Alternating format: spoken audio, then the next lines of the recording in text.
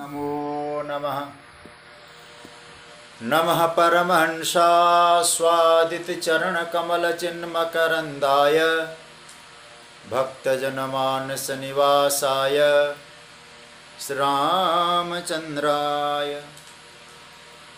वागीशायस्य वदने लक्ष्मीर्यस्य च वक्षसि यस्यास्ते हृदये संवित् तं नृसिंहमहं भजे। गुरुर्ब्रह्मा गुरुर्विष्णुर्गुरुर्देवो महेश्वरः गुरुस्साक्षात् परब्रह्म तस्मै श्री गुरवे नमः। भगवत चरण कमलानुरागी मेरे प्रिय आत्मीय सभी स्वजन, मैं आप सभी का अभिनंदन करता हूँ, प्रणाम करता हूँ, वंदन करता हूँ। सबको जय सिया राम, जय श्री कृष्ण। भगवान की मंगलमय कृपा करुणा से हम लोग श्रीमद् भगवत गीता की मंगलमय यात्रा में हैं और आज से श्रावण मास प्रारंभ हुआ है। ये 4 जो महीने हैं, ज्येष्ठ, आषाढ़, श्रावण और भाद्रपद, ये बड़े दिव्य मास है। ऐसे गुरुजनों से श्रवण करने में आता है, सुनने में मैंने सुना है, ज्येष्ठ ताप देता है। जेठ का महीना तपाता है, बहुत गर्मी। और ये केवल हम लोग ये न समझें कि बाहरी ताप है। और व्यक्ति तप्त होता है तो उसको क्या चाहिए? किसी संत सदगुरु के चरणों का आश्रय चाहिए। तो ज्येष्ठ तपन का महीना है और आषाढ़ गुरु चरणों के आश्रय का मास है। आषाढ़ शुक्ल पूर्णिमा को हम लोग गुरु चरणों का शरण लेते हैं। क्यों? ऐसा लिखा है, चंदनम शीतलम लोके चंदनात् अपि चंद्रमा चंद्रः चंदनयोर मध्ये शीतलः गुरु संगम। चंदन शीतल है, चंदन से चंद्रमा शीतल है, चंद्रमा और चंदन दोनों से शीतल गुरु चरणों का शरण है, गुरु चरणों का आश्रय। तो तप्त होकर हम लोग गुरु चरणों का आश्रय लेते हैं आषाढ़ में।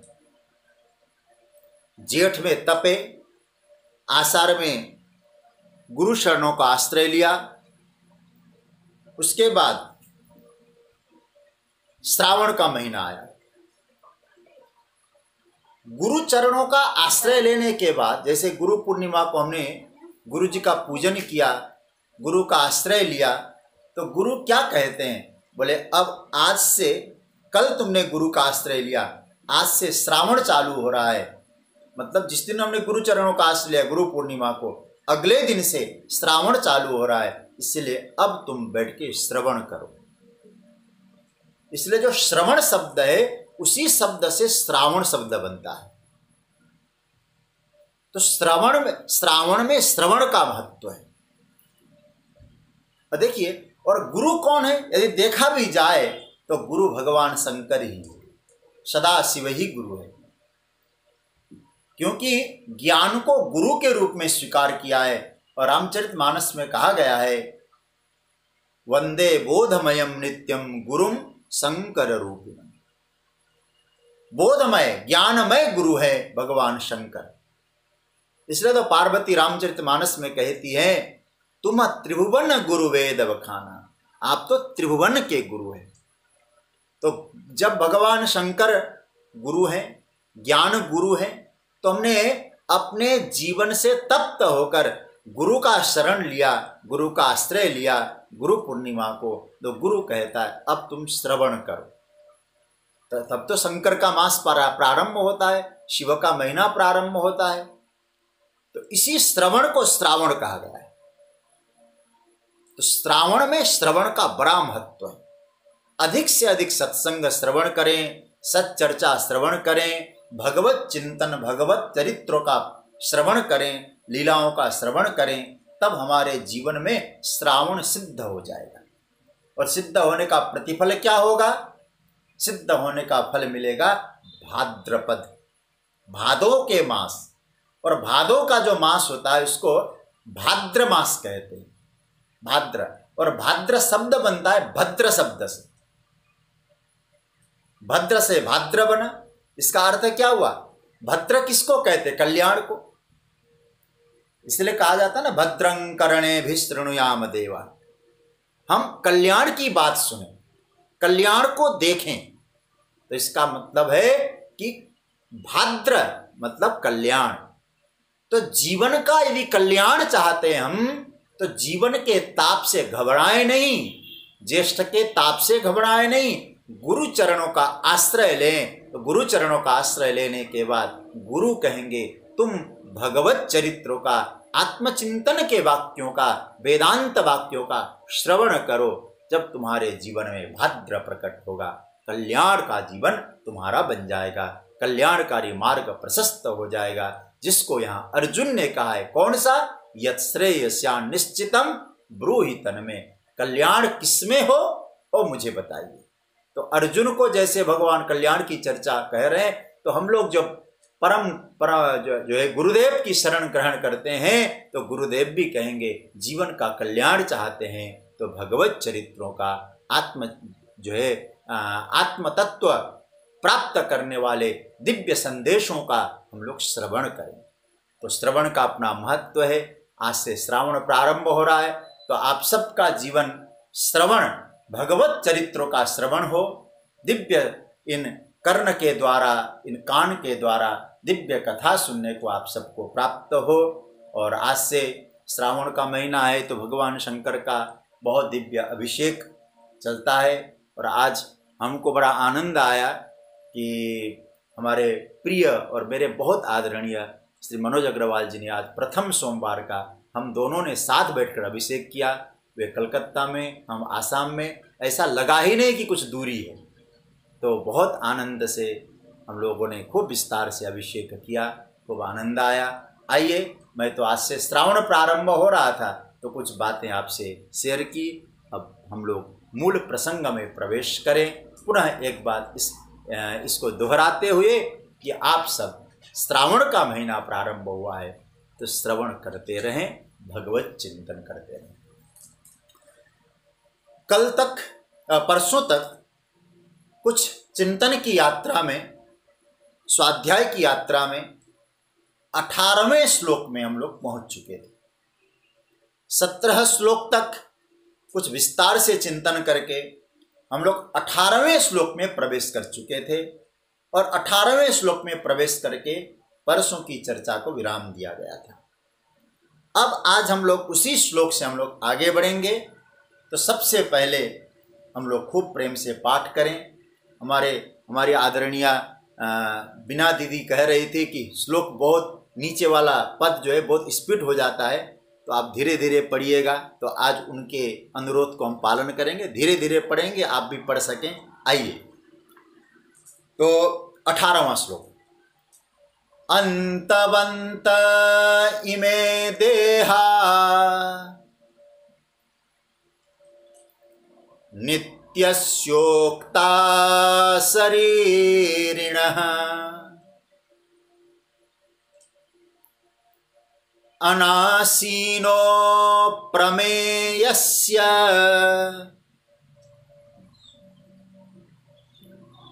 तस्मात् युध्यस्व भारत। भगवान कह रहे अर्जुन,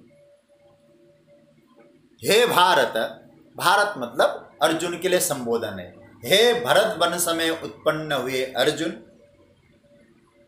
अनासीनः अप्रमेयस्य नित्यस्य शरीरिणः।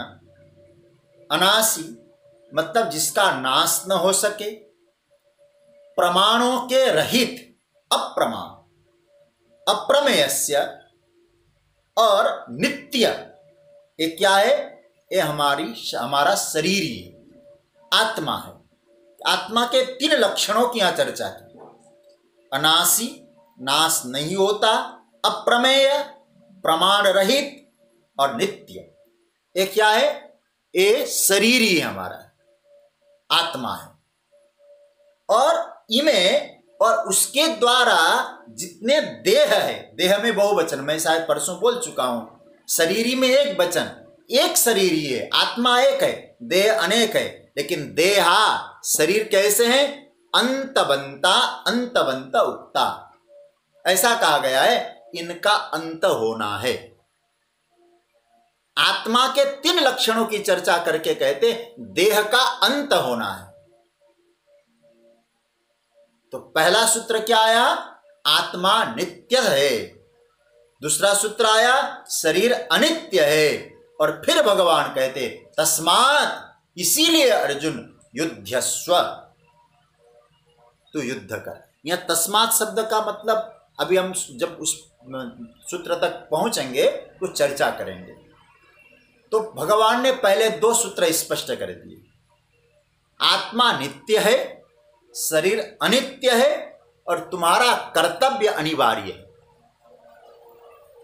ये बड़ा सुंदर सूत्र, समझने जैसा है, और विनोबा भावे जी ने इस पर बड़ा सुंदर प्रकाश भी डाला है। वे तो कहते हैं कि अर्जुन को स्वधर्म में लगाना है, स्वकर्म में लगाना है, लेकिन 2 चीजों के ज्ञान पूर्वक लगाया, आत्मा की नित्यता, शरीर की अनित्यता। तो क्यों ऐसा किया?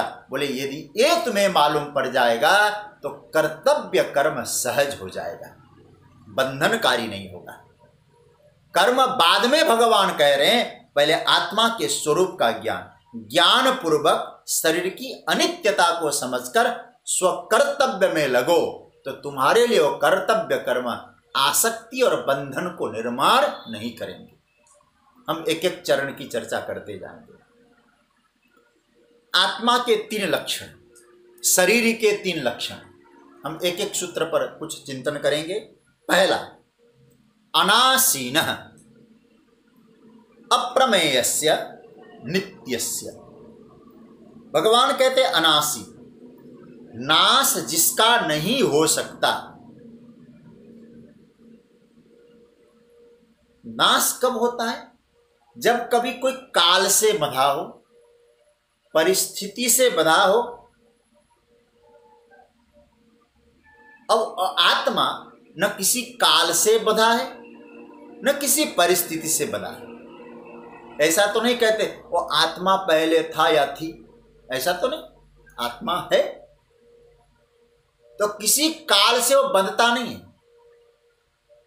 क्यों नहीं बनता, उसकी अभी चर्चा आगे आएगी। तो और देश काल, देश से नहीं बंधा, और हमारा शरीर किसी देश से बंधा है। अब हम कहेंगे कि हम यहां है तो हम यहीं है, वहां नहीं है, क्योंकि शरीर एक सीमित है, ससीम है, और आत्मा असीम है।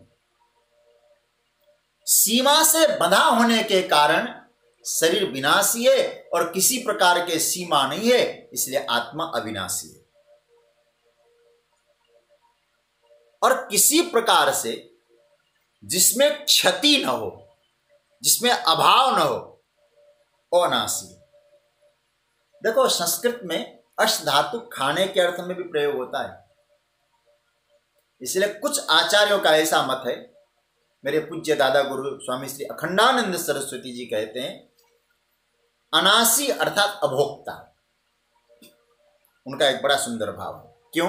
अस भू जो है वो भोजन के अर्थ में, अस धातु। तो इसका मतलब है न तदस्नाति किंचन न तदस्नाति कश्चन, बृहद आरण्यक उपनिषद। न कुछ खाता है और बिल्कुल अभोक्ता है आत्मा। क्यों अभोक्ता है? तो वेदांत के अनुसार वो काल का ग्रास नहीं है। हम सब काल के ग्रास हो सकते हैं, लेकिन आत्मा काल का ग्रास नहीं है। अब आप कहेंगे क्यों नहीं है? तो आप ये जो समझ लेना, हमारे यहां एक शब्द आता है प्रकाशक। थोड़ा वेदांत की भाषा में जाओ अथवा संस्कृत में भी आप समझ जाएंगे। एक शब्द आता है प्रकाशक और एक शब्द आता है प्रकाश्य। प्रकाशक कौन है और प्रकाश्य कौन है? देखिए, जो काल है वो प्रकाश्य है, प्रकाशक आत्मा है, परमात्मा है। तो प्रकाशक से पैदा हुआ जो प्रकाश्य काल है वो प्रकाशक को नाश नहीं कर सकता। समझने जैसा है। क्यों? अच्छा, एक छोटा सा चिंतन करें। कमरा बन गया, एक कमरा बना, एक घर बनाया। अब घर क्या है, इसको यदि आप सोचेंगे तो घर कहां बना? धरती पर। अब और एक बात और कहूंगा, वेदांत की जिन्होंने थोड़ा बहुत भी अध्ययन किया है वो अच्छी तरह समझ जाएंगे। एक शब्द आता है अध्यस्त, इसको नोट कर लीजिएगा, बहुत अच्छे शब्द हैं। एक शब्द आता है अध्यस्त और एक शब्द आता है अधिष्ठान। अधिष्ठान और अध्यस्त कैसे कहेंगे? अधिष्ठान तो बड़ी, वेदांत की तो बड़ी दिव्य सूत्र है अधिष्ठान अध्यस्त की बात। देखो, अधिष्ठान मतलब जिसमें है, अध्यस्त मतलब जो है। इतनी तो बात समझ में आ गई होगी। अब आपसे मैं कहूंगा, मकान बनाया, घर बनाया, तो अब इसको समझने से पहले एक चीज कहूं, ये जो है माला क्या है? ये जो आपके सामने माला दिखाई दे रही है, ये माला है अध्यस्त। और ये कहाँ है? बोले मेरी हथली में, हाथ में। तो हाथ हो गया अधिष्ठान। तो जिसमें है उसका नाम हो गया अधिष्ठान, और जो है उसको कहते अध्यस्त। ठीक है, ये तो आपको समझ में आया। अब हमने एक जमीन हमको मिली, उस जमीन में हमने घर बनाया, मकान बनाया। अब थोड़ा सा आप चिंतन करें। अब आप तो आगे तो अपने आप पकड़ लेंगे। तो इसमें अधिष्ठान कौन है, अध्यस्त कौन है? तो आप लोग तुरंत बता देंगे, अधिष्ठान होगी जमीन, अध्यस्त हो गया मकान। ठीक है, लेकिन मैं फिर एक प्रश्न करूं, तो सबकी तो जमीन ही अध्यस्त है, क्योंकि सब कुछ धारण इसी ने किया है। हम खड़े हैं, हम बैठे हैं, तो भी यही है। ये तो ऐसी बात तो नहीं है कि भाई एक व्यक्ति ट्रेन की यात्रा कर रहा है और ट्रेन की यात्रा में गठरी थी और गठरी अपने सर पे लेके जा रहा था, ट्रेन में बैठा हुआ। तो किसी ने पूछा, तो भैया गठरी तो नीचे रख, सर पे क्यों रखता है? उसने क्या कहा, सारा बोझ जो है ना ट्रेन को नहीं देना चाहिए, इसलिए कुछ बोझ तो अपने सर पर भी लेना चाहिए। तो समझदार ने कहा, तेरा बोझ कहाँ है? तेरा बोझ जिसने लिया है गठरी का भी वही ले रहा है। तो अब हम सबका यदि हम ये कहेंगे धरती अधिष्ठान है, तो मैं आपसे एक और प्रश्न कर सकता हूं, हवाई जहाज का अधिष्ठान क्या हो गया? फिर जब हवाई जहाज आकाश में उड़ने लगे तो धरती से तो ऊपर है, तो धरती अधिष्ठान तो नहीं होगी उसके लिए।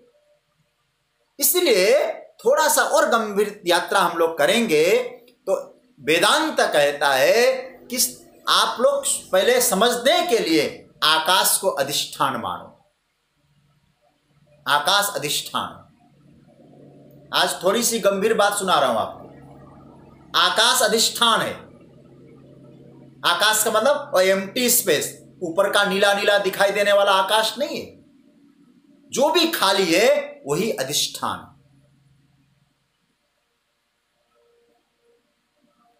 मतलब ये मकान कहां है?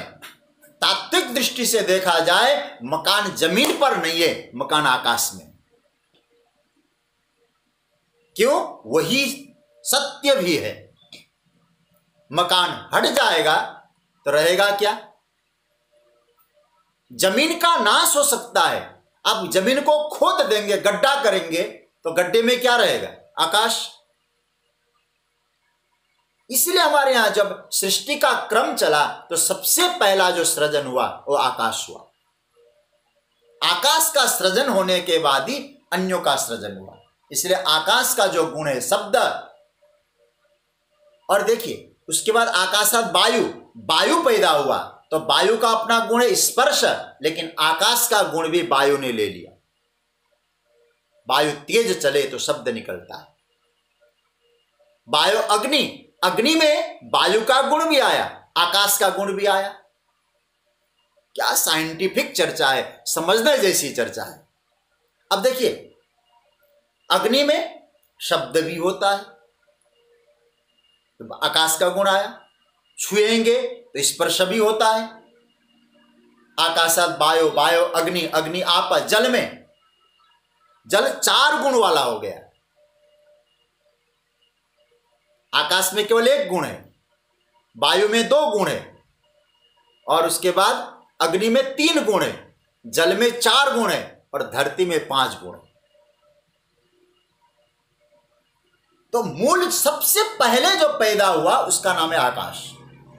तो आकाश सबका अधिष्ठान है और बाकी सब कुछ अध्यस्त है। लेकिन वेदांत कहता है कि जब आपको आत्मानुभूति हो जाए, उस परम ब्रह्म तत्व की अनुभूति हो जाए, आकाश भी विलय हो जाएगा। लेकिन ये बहुत ऊंची स्थिति है, आकाश भी विलय हो जाएगा। प्रलय में तो आकाश भी रहेगा ही नहीं। पंचदशी कहता है आकाश तत्व भी प्रलय के समय, आत्मानुभूति के समय आकाश भी लय हो जाएगा। तो मैं जो कह रहा था, तो अधिष्ठान और अध्यस्त को यदि आप समझ गए तो हम सबका अधिष्ठान क्या है। जैसे आकाश सबका अधिष्ठान दिखाई दे रहा है, उसी तरह से भगवान कहते अंतवंत इमे देहा नित्यस्योक्ता शरीरिण। आने जाने वाला जो देह है, शरीर है, मरने वाला जो, नाश होने वाला जो शरीर है, उसका अधिष्ठान क्या है? बोले आत्मा है। उसका अधिष्ठान आत्मा है। जैसे वस्तु का अधिष्ठान आकाश है, लेकिन आकाश से भी जो पर होने के कारण वो परम तत्व, जिसको हम आत्मा कहते हैं, जिसको परमात्मा कहेंगे, जिसको आपके जो इष्ट स्वरूप भगवान है, वो सब क्या है? तो हमारे इस शरीर के अधिष्ठान है। ये शरीर क्या है? अध्यस्त है। अब जैसे मैं एक अनासीन नाश वाली बात जब मैं कह रहा था, जैसे काल, काल किसको मारेगा? बोले काल अधिष्ठान को नहीं मार सकता, अध्यस्त को मारेगा। अध्यस्त को नाश कर सकता है, अधिष्ठान को नहीं कर सकता है। इसलिए भगवान यहां कह रहे हैं कि जो आत्मा है अनासीन, मतलब सबका अधिष्ठान होने के कारण उसका कोई वध नहीं कर सकता, वो नित्य है वो। तो पहला सूत्र आया अनासीन। उसके बाद दूसरा सूत्र आत्मा के विषय में, अप्रमेयस्य। अनासी का अर्थ समझ में आ गया होगा, जो सबका अधिष्ठान है और जिसका कोई नाश न कर सके। फिर आइए अप्रमेयस्य। अप्रमेयस्य का मतलब होता है जिसको सिद्ध करने के लिए किसी प्रमाण की अपेक्षा नहीं है।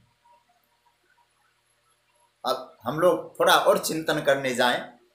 आज विज्ञान कि जब जहां तक बात है, हर चीज को सिद्ध करना चाहता है। अच्छा, एक बात तो आप जान ही जाएंगे, ज्यादा लंबी चौड़ी बात न करूं। सिद्ध किसको किया जाता है? जो स्वयं सिद्ध न हो, उसको अपेक्षा रहती है किसी भी प्रमाण से, किसी भी प्रकार से इसको सिद्ध करके बताया जा सके। और जिसको सिद्ध करना ही पड़ेगा तो स्वयं सिद्ध नहीं है। भगवान कह रहे किसी प्रमाण से सिद्ध करने की आवश्यकता ही नहीं जिसकी, क्योंकि स्वतः प्रमाण। क्यों? अच्छा, मैं आपसे पूछूं, आप हैं अथवा मैं कहूं मैं हूं, इसके लिए आपको कौन से प्रमाण की आवश्यकता है? मैं हूं, आप हैं। अब कोई कहे तुम हो, इसका क्या प्रमाण है? भाई, मैं जो बोल रहा हूं मैं हूं, मेरा होना ही मेरा प्रमाण, किसी और प्रमाण की आवश्यकता नहीं। क्यों? देखो, किसी प्रमाण को सिद्ध करना है तो सिद्ध करने के लिए इंद्रियों का प्रयोग किया जाता है। वैज्ञानिकों ने अपने बुद्धि से, अपने आंखों से और लेबोरेटरी में जाकर, प्रयोगशाला में जाकर उसको बारीकी से देखा, उसके बारे में बारीकी से सुना, अपनी बहुत बुद्धि को अच्छी तरह से लगाया तो प्रयोगशाला में किसी तत्व को सिद्ध किया।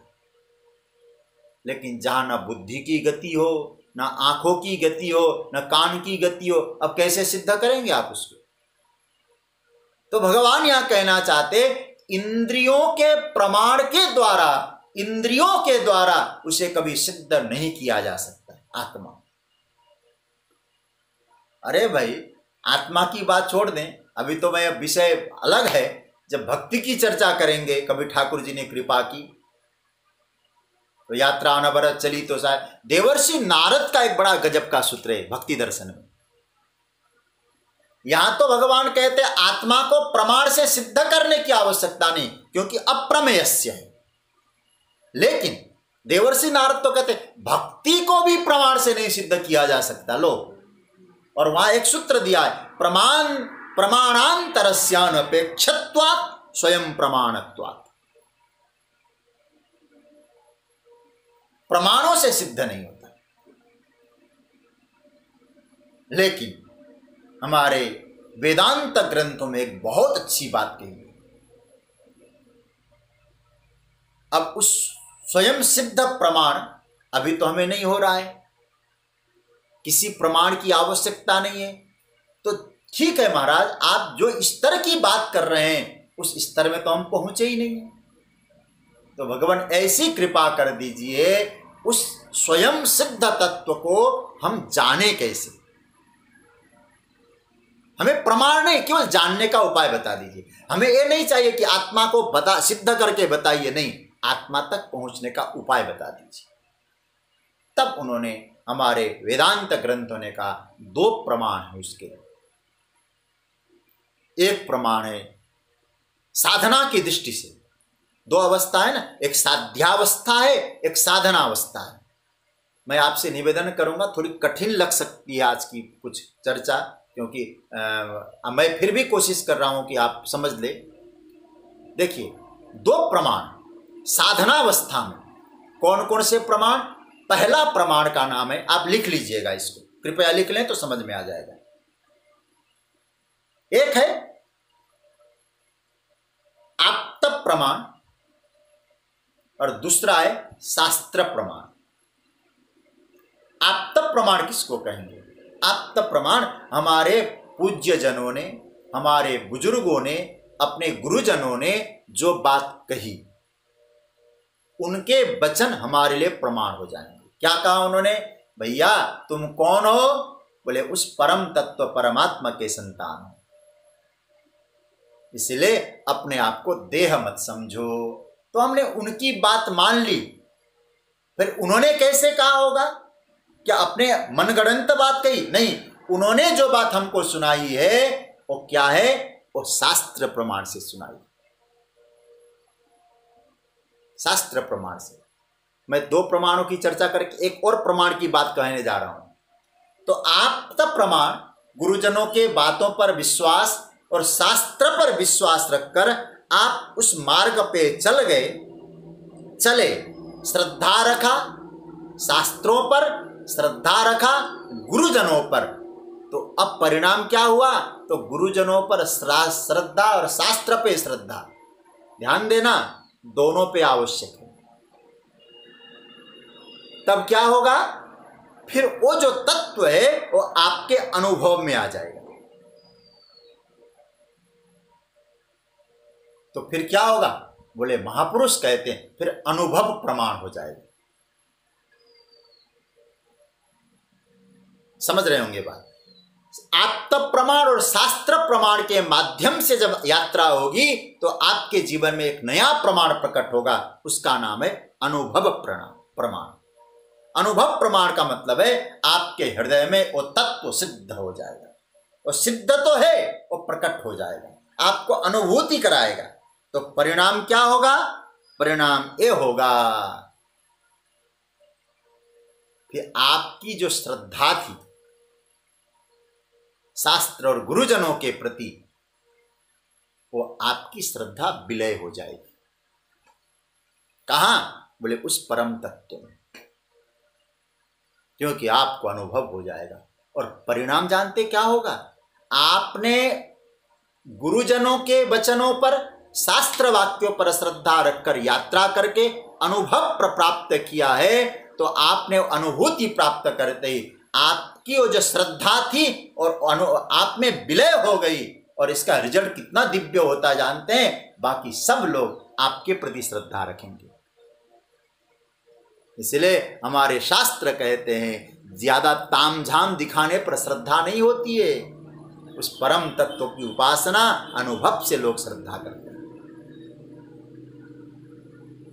इसलिए उसकी अनुभूति करो। अब एक बात और कहना चाहूंगा इस प्रसंग पे। हम अपनी बुद्धि से सोचें या हम उसको जान जाएंगे, और बुद्धि के प्रमाण से यदि हमको नहीं मिल रहा है, मैं पुनः कह दूं, इसलिए अर्जुन जैसा बुद्धिमान उसको समझने के लिए गोविंद की शरण ग्रहण करता है। कितना बड़ा बुद्धिमान था। तो मानो भगवान हम सबसे कहना चाहते हैं कि अपनी बुद्धि से यदि तुम जानने की कोशिश करो, शायद तुम्हारे हाथ ना लगे और तुम बौद्धिक उद्दंडता के कारण कहने लगो वो है नहीं। मैं आपको एक बात कहना चाहूंगा इस विषय में। जो व्यक्ति न शास्त्रों पे श्रद्धा रखे, न संतों पे श्रद्धा रखे, और उनको यदि उस तत्व का अनुभव न हो, वो कहे है नहीं, तो हमारे संत समुदाय कहता है उसकी बौद्धिक उद्दंडता है। क्यों? अरे है नहीं हो, आप व्यर्थ की बातें कर रहे हो, क्योंकि तुमको अनुभव नहीं हुआ।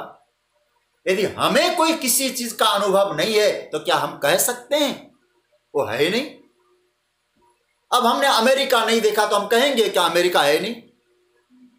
हमने ऊपर के कुछ ग्रह नक्षत्र नहीं दिखेंगे देखा तो हम कहेंगे नहीं है? अरे भाई, एक छोटे से अणु परमाणु हम अपनी खुली आंखों से नहीं देख सकते तो हम कहेंगे नहीं है? भगवान कहते वो तो अणोरणीयान महतो महीयान, छोटे से छोटा बड़े से बड़ा है। तो क्या आप इतनी सी बातों से आप उस परम तत्व को जान पाएंगे? इसलिए भगवान यहां कहना चाहते हैं अपनी बौद्धिक उद्दंडता मत कर। और कई बार तो होता है कोई समझाने की कोशिश कर, बेकार, बहुत कठिन है, समझ में नहीं आता। आपको स्पष्ट कहें, कुछ लोग वेदांत की चर्चा सुन के क्या कहते, ये तो बेकार है, कुछ नहीं रखा, घटपट में क्या। अरे भैया, आप चिंतन तो करो, बुद्धि तो लगाओ, समझने की कोशिश तो करो। और हम समझने की कोशिश ही न करें और फिर कहें है ही नहीं, कुछ समझ में नहीं आता। क्या आपने कोशिश की? बार बार प्रयत्न करना पड़ता है, तब भगवान कहते हैं हजारों मनुष्यों में ठाकुर जी की किस पर कृपा हो जाए, किस पर वो रीझ जाए, तत्व का अनुभव हो जाए आपको। इसलिए मैं इतना ही कहूंगा, उल्लू को सूर्य न दिखाई दे तो सूर्य नहीं है, ये कहना मूर्खता है। इसलिए भगवान कह रहे हैं कि वो प्रमाण की आवश्यकता नहीं है, लेकिन इतना ही कहना कि आपको समझ में ना आए नहीं है, ऐसा मत करो। जैसे मैं आपको छोटा सा उदाहरण दूं, हम लोग यहाँ सुन रहे हैं। अब जैसे मैं छोटी जो टूटी फूटी भाषा में आपको कुछ बता रहा हूं, चिंतन कर रहे हैं हम सब मिलकर। यदि कोई ग्रीक भाषा का कवि आए, ग्रीक भाषा में अपनी बात कहे, बोले, अथवा महफिल में जाके अपनी कविता सुनाए, और एक भी ग्रीक भाषा समझने वाला न हो और वह माना हुआ कवि हो, और क्या कहेंगे? क्या कहें हम? बेकार, क्या बोल रहा है? शायद वहां सुना था अपने देश में तो कई तालियां बजती, स्टैंडिंग ओवेशन उसको मिल सकता था। या हमें समझ में ना आए तो क्या वो है नहीं ठीक? तो भगवान कहते हैं किसी प्रमाण की आवश्यकता नहीं है, तो तुम्हें उस तत्व को जानना है तो उसके लिए शास्त्र और संत, उनके प्रति श्रद्धा रखो, अनुभव तुम में आ जाएगा। तुम यदि कहो इस प्रमाण से सिद्ध कर दो, तब भगवान कहते अप्रमेयस्य, तुम्हारा बौद्धिक प्रमाण परमात्मा सिद्ध के लिए नहीं होता है। करो ना और काम संसार में, लेकिन परमात्मा को सिद्ध करने के लिए क्या अपनी बौद्धिक प्रमाणिका पिए? तब भगवान कहते ये बुद्धिमान लोग अपनी बुद्धि से समझ में ना आए, अप्रमेय कहते। भगवान कहते हो तो अप्रमेय है ही है, तुम्हारी बुद्धि का विषय ही नहीं है, क्योंकि तुम्हारी यात्रा ही गलत है। तुमने न संतों का आश्रय लिया न शास्त्र का आश्रय लिया, तुम अपनी बुद्धि से समझना चाहते हो। तब इसका अर्थ है भगवान कहते हैं अप्रमेयस्य। तीसरी बात भगवान ने कहा, आप ये तो समझ में आया होगा, पहला सूत्र आया अनासीनः, दूसरा आया अप्रमेयस्य। आत्मा के 3 स्वरूप ठाकुर जी ने बताए, और तीसरा भगवान कहते हैं नित्यस्य, और नित्य है। नित्य का अर्थ होता है सदा सर्वदा रहने वाला, किसी भी अवसर पर, किसी भी लिंग में, किसी भी भाव में, लिंग मतलब शरीर, किसी भी शरीर में, किसी भी स्थिति में वो एक रूप से रहता हो, उसका नाम है नित्य। इसलिए छांदोग्य कहता है मृत्तिकेत्येव सत्यम, मिट्टी ही सत्य है, क्योंकि मिट्टी एक रूप है। घड़ा सकोरा ये सत्य नहीं कह सकते। तो परम तत्व क्या है? नित्य है। आगे आएगा, अजो नित्य शाश्वतोयम पुराणो न हन्यते हन्यमाने शरीर। आगे बहुत दिव्य दिव्य श्लोक से भगवान आत्म तत्व की चर्चा कराएंगे। तो भगवान यहां कह रहे हैं नित्य है, वो हमेशा रहने वाला है, शरीर आने जाने वाला है, लेकिन वो नित्य एक रूप से रहने वाला है। कुल्लड़ सकोरे आने जाने वाले हैं, मिट्टी हमेशा रहने वाली। तो मिट्टी की तरह मिट्टी ही सत्य है, तो सत्य होने के नाते वो नित्य है। जो सत्य है वही नित्य है, वो कभी इधर उधर नहीं होता। इसलिए हमारे यहाँ कहा जाता है ध्रुव शब्द का अर्थ क्या होता है? ध्रुव का अर्थ होता है परम सत्य, नित्य सत्य। आप ध्रुव जी का चरित्र तो सुनते ही, राजा उत्तानपाद का पुत्र है, लेकिन उत्तानपाद है जीव, सुनीति है बुद्धि। कैसी बुद्धि? जो सुंदर नीति भगवत कार्य में आगे बढ़ाए, ऐसी बुद्धि ही सुनीति है। तो जीवात्मा जब सुनीति का आश्रय लेगा, सद्बुद्धि का, सद्बुद्धि मतलब जो शास्त्र संतों में श्रद्धा रखे, ऐसों का आश्रय ले, हम जीवात्मा उत्तानपाद की चर्चा 15वें अध्याय में ऊर्ध्व मूल मद शाखा, उसके में ठाकुर जी कृपा करेंगे तो देखा जाएगा। तो मैं कह रहा हूं सुनीति का, नीति कैसी बुद्धि? जो बुद्धि शास्त्र और संतों में श्रद्धा रखती है, ऐसी बुद्धि जब जीवात्मा रूपी उत्तानपाद का हो, उसके जीवन में ध्रुव का जन्म होगा, ध्रुव का अनुभव होगा, ध्रुव तत्व का। अब भले वो तो राजा उसको स्वीकार करे अथवा राजा उसकी अवहेलना करे, बात और है, लेकिन जीवात्मा की बुद्धि सुनीति बना लो तो निश्चित रूप से ध्रुव तत्व का अनुभव होगा। इसलिए ध्रुव शब्द का ही अर्थ होता है सत्य। इसलिए आकाश के जो तारे हैं ना, आपने सुना होगा, देखो ये शुक्र तारा ये है, ये तारा यह है, वो ये तारा, अरे अभी तो यहां पहुंचा है तारा, लेकिन आपको मालूम है ना ध्रुव तारा कभी बदलता नहीं है स्थान। उत्तर दिशा की ओर देखिए, जहां है उसका स्थान वही। भले सप्तर्षि घूमते होंगे ध्रुव तारा के चारों ओर, लेकिन ध्रुव जी एक जगह है। इसका मतलब ध्रुव का मतलब सत्य, सत्य मतलब नित्य। तो एक जगह जो रहे, कभी जो न बदले, वो परम तत्व नित्य है। तो 3 विशेषण दिया, अनासी, अप्रमेय और नित्य। लेकिन भैया एक ठीक है, ये 3 तत्व आपने दिया, तो 3 तत्व देके आप क्या कहना चाहते हैं? तो भगवान कहते अंतवंत इमे देहा नित्यस्योक्ता शरीरिणः अनासीनो प्रमेयस्य तस्मादुद्यस्य भारत। देखिए किसका है, बोले ओ नित्य अनासी अप्रमेय, उसने वो है शरीरी, लेकिन उस शरीरी का जो शरीर है वो कैसा है, अंतबंत देहा, उस शरीरी एक है। इसलिए जितने भी हैं पूरा, अभी एक ने, मैं नाम नहीं लूंगा उनका, कल परसों नहीं कुछ दिन पहले उन्होंने हमसे एक बात कही थी, बोले नहीं नहीं नहीं ये आप ठीक नहीं बोल रहे हैं। मैंने क्या, बोले देखो आप कहते हैं सब की आत्मा एक है, नहीं नहीं, पशुओं की आत्मा अलग होती है, पशुओं में भी उन्होंने तो यहाँ तक कहा भैंस की आत्मा अलग है, घोड़े की आत्मा अलग है, सूअर की आत्मा अलग है, मनुष्यों की आत्मा अलग है।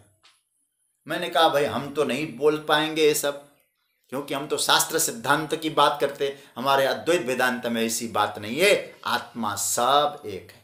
तो भगवान यहाँ यही बात तो कह रहे हैं कि एक है, सिर्फ एक वचन का प्रयोग करके कहा, अनेक शरीर हैं लेकिन आत्म तत्व एक है। कभी अब विस्तार करने वाली बात तो है नहीं। भगवान श्री कृष्ण भागवत जी में जब ब्रह्मा मोह प्रसंग में ब्रह्मा जी महाराज सारे बछड़ों को चुरा के, ग्वाल बालों को चुरा के छिपाते हैं, भगवान ने संपूर्ण ग्वाल बाल जैसे थे वैसा ही रूप ले लिया। तो आप जरा देखिए भगवान कितने रूपों में आ गए, वहां जितने ग्वाल बाल थे उतने भगवान, जिन, और वहां तो ऐसा लिखा है कि जो जो वो डंडा लेके लाठी लेके चला करते थे, और लाठी भी भगवान, उनके कपड़े भी भगवान, कितने रूपों में आए। लेकिन सुखदेव जी जब कथा करते हैं तो वहां भगवान अनेक रूप में ग्वाल बालों के रूप में होते हुए भी सर्वात्मा प्राविशद गृहम, एक वचन का प्रयोग करते हैं। अब कोई भाषा की दृष्टि से बोलेगा तो अशुद्ध है, इतने ग्वाल बाल और एक वचन का प्रयोग। अरे भाई अनेक ग्वाल बाल होते हुए भी परमात्मा सब में एक है। तो इसका अर्थ क्या हुआ, भगवान कहते हैं कि शरीरी एक है, देहा अनेक है। अनेक देह में रहने वाला जो शरीरी है वो एक ही है, एक तत्व है उसमें, और लेकिन देह अनेक धारण करता है, अनेक देह में वही छिपा है, वही बैठा है। तो अब यहां समझने जैसी बात है। तो भगवान क्या कहते हैं, लेकिन उस शरीरी ने जितने देह धारण किए हैं, और शरीरी के लक्षण तो 3 हो गए, देह के लक्षण 1। बोले क्या, बोले उसकी ओर कर लक्षणों की चर्चा करने की आवश्यकता ही नहीं, क्योंकि देह कैसा है, बोले अंतवंत, इमे सर्वे देहा अंतवंत,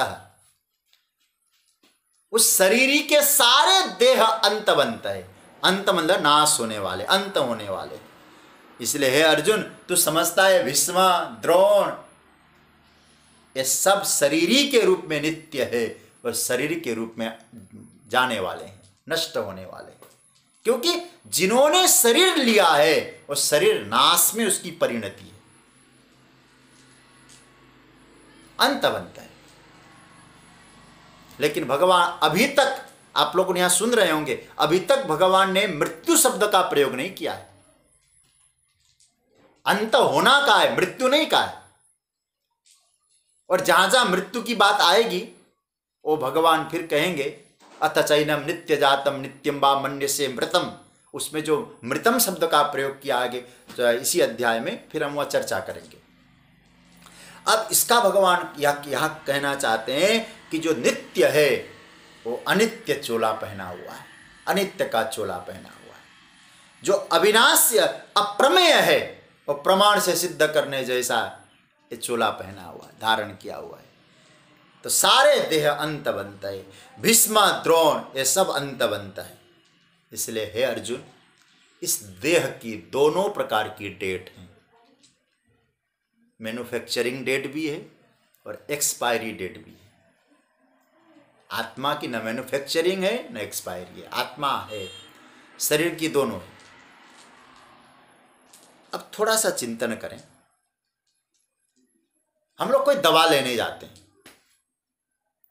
पहले देखते हैं एक्सपायरी डेट तो ठीक है ना, यदि एक्सपायरी डेट है अभी, भले ही कम दाम में दे, नहीं नहीं भैया हमको दूसरा दे दो, अभी तो एक्सपायरी डेट है इसका, निकल गया डेट।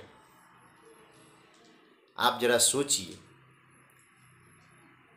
भगवान ने इस शरीरी ने, ये जो शरीर धारण किया है ना, जिस दिन ये शरीर को लिया है वो मैन्युफैक्चरिंग डेट है उस दिन, लेकिन उसके बाद क्या है, एक्सपायरी डेट भी साथ में है। यहाँ हम एक्सपायरी डेट साथ में लेके आए, और मैं तो इतना ही कहूंगा, ठाकुर जी की बड़ी कृपा है, हमको नहीं मालूम कि हमारी एक्सपायरी डेट कब है। यदि मालूम हो जाता, और ये प्रभु की कृपा है हम पढ़ नहीं पा रहे हैं, यदि एक्सपायरी डेट पढ़ पाते तो क्या हाल होता, आप जरा चिंतन करना। तो सच्ची बात तो है, जीवन का सारा मजा खत्म हो जाता। और एक घड़ी हमको ऐसे पहना दिया होता, बोले इसमें क्या लिखा है, एक्सपायरी, धीरे धीरे जितना समय निकल गया ना वो समय अकाउंट होता गया, इतना तुम्हारे लिए बचा है। यदि मालूम पड़ता, फिर हम रोते रोज, अरे भैया क्या बताएं, आज 40 निकल गया, 25 निकल गया। ये तो मालूम ठाकुर जी की बड़ी कृपा है, इसलिए जीवन आनंदपूर्ण यात्रा कर रहे हैं हम लोग। इसका अर्थ है कि अंत बनता है, शरीर आया है, इसका अंत होना है, एक्सपायरी होना है। और हम लोग क्या समझते हैं, हमने घड़ी बांध रखा है ना, हम कहते हाँ इतना समय, लेकिन कभी आप सोचें, समय को हमने बांधा है या समय ने हमको बांधा है? सच्ची बात तो यह है, समय ने हमको बांधा है, हमने समय को नहीं बांधा है। किस घड़ी, क्या घड़ी भले हमने बांधा हो, लेकिन सच्ची बात है घड़ी ने हमको बांधा है। किस घड़ी क्या हो जाए, किस घड़ी में क्या हो जाए। और हम लोग क्या करते हैं, केक काटते हैं, आज हम इतने हो गए, ऐसे हो गए। अरे भैया अंत बंत में दिया। इसलिए एक महात्मा, तो मैं उनका दर्शन किया था मैंने, और जब कहा करते थे, बोले अब इस शरीर के आगे श्रोत्रिय मत लिखो, ब्रह्मनिष्ठ मत लिखो, परम पूज्य मत लिखो। बोले क्या लिखो, बोले अंतवंत स्वामी जी महाराज, अंतवंत, आज नाश होना है शरीर का, अंतवंत स्वामी जी। अब फिर ऐसा ही लिखना पड़ेगा, अंतवंत सीताराम शास्त्री। तो कहने का तात्पर्य है, जीवन की यात्रा निकले हैं, यात्रा की परिसमाप्ति है, लेकिन वो शरीर की यात्रा, आत्मा नित्य है। तब अब यहां ये समझने की आवश्यकता है। अब थोड़ी सी और आगे गंभीर चिंतन करते हैं। ठीक है, हमें ये अनुभव हो, ये समझ में आ रहा है, आप जो बता रहे हैं प्रभु कि आत्मा अनासी है, अप्रमेय है, नित्य है, शरीर अंतवंत है, नाश नहीं होता है। लेकिन ये अनुभूति की यात्रा तक हम नहीं पहुंच पाते, क्योंकि शरीर को ही अपना समझ बैठे हैं। इसका कारण क्या है? तब कहते हैं अहंता और ममता। ये पूज्य परम पूज्य ब्रह्मलीन, जिनके प्रति मेरी अनन्य निष्ठा है, स्वामी राम सुखदास जी महाराज जी का भाव है। ये अहंता और ममता के कारण। कैसे? अहंता और ममता हमें इस शरीर से बांधने की बहुत कोशिश करती है, बांधे रखने की। और कैसे? अब अहंता और ममता समझ लो, दो बात है। देखो, हम शरीर को अपने में रखते हैं और अपने में शरीर को रखते हैं। आप शब्द को नोट करेंगे, अच्छा रहेगा। शरीर को अपने में रखना ये अहंता है, अहम है। किसको कहा? शरीर को अपने में रखना। और अपने में, शरीर को अपने में रखना और अपने को शरीर में रखना,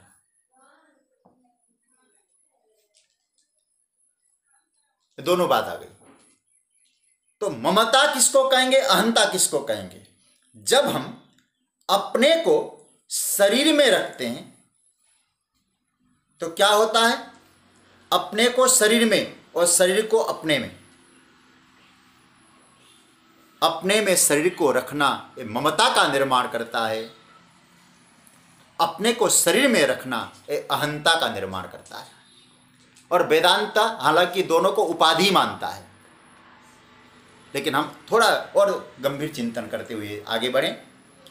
अपने को शरीर में रखना किसको कहेंगे? जैसे धन में हमने अपने आप को रखा, अपने को किस में रखा? हमने धन में रखा, हो नहीं सकते। लेकिन तो हमने अपने को धन में रखा, हम कौन हो गए? धनी।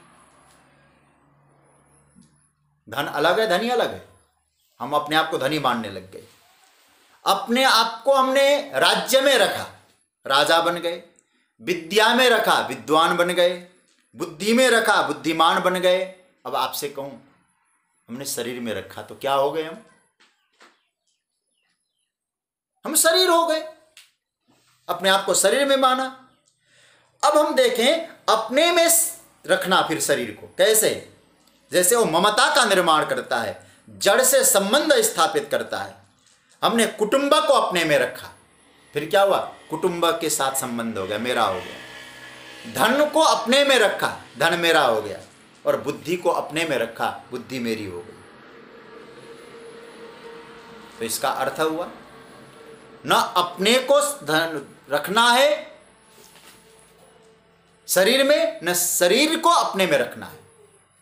अपने को शरीर में न रखें और शरीर को अपने में न रखें, इन दोनों से अलग अपने आप को समझें, तब अहंता और ममता नहीं मानता। फिर आपसे कहूं मैं, अपने को शरीर में रखना ये अहंता है और अपने में शरीर को रखना ये ममता है। इन दोनों से पार होना पड़ेगा। अहम, अहम का मतलब क्या हुआ? मैं।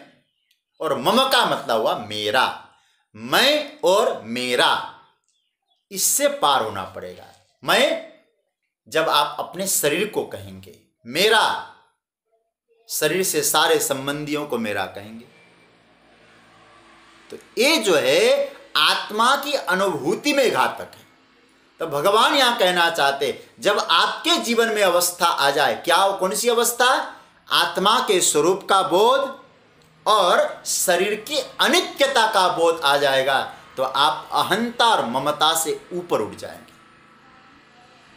और जब अहं और मम इन दोनों से आप ऊपर उठ जाएंगे, फिर आपका जो कर्तव्य है, कर्तव्य के लिए कर्तव्य होगा।